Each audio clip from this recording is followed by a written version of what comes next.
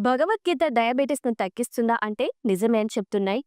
కొంతమంది వైద్యులతో సహా పరిశోధకుల బృందం మధుమేహాన్ని నయం చేయటానికి ఆధ్యాత్మిక మార్గాన్ని కనుగొంది. అదే భగవద్గీత.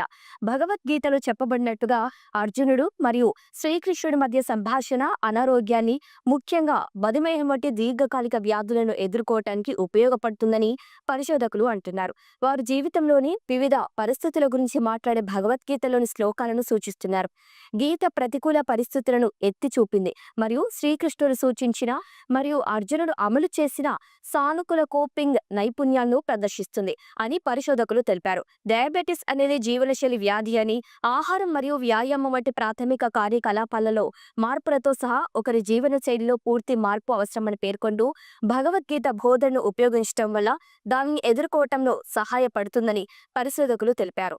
ఇక Indian journal of endocrinology and మెటబాలిజంలో ప్రచురించబడిన ఈ అధ్యయనంలో దేశంలోని మరియు వెలుపల ఉన్న అనేక ఆసుపత్రుల మరియు పరిశోధనా సంస్థల నుండి వైద్యులు మరియు పరిశోధకులు పాల్గొన్నారు. ఇక విదేశీ నిపుణులు ఢాకా మెడికల్ కాలేజ్ హాస్పిటల్ మరియు మిడ్ఫోర్డ్ హాస్పిటల్ బంగ్లాదేశ్ మరియు ఆగాఖాన్ యూనివర్సిటీ హాస్పిటల్ కరాచీ పాకిస్తాన్ నుంచి వచ్చారు. భగవద్గీత మతపరమైన లేదా తాత్విక గ్రంథం కంటే ఎక్కువ.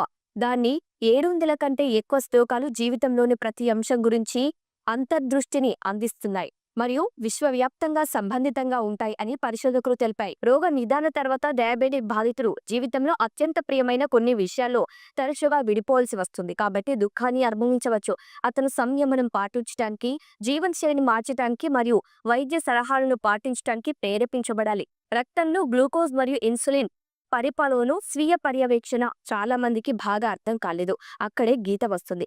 అలాగే ఇటీవలే ఒక యూట్యూబ్ ఛానల్ పాడ్కాస్ట్ లో కూడా సైక్రియాటిస్ట్ ఇదే విషయాన్ని చెప్పడం జరిగింది.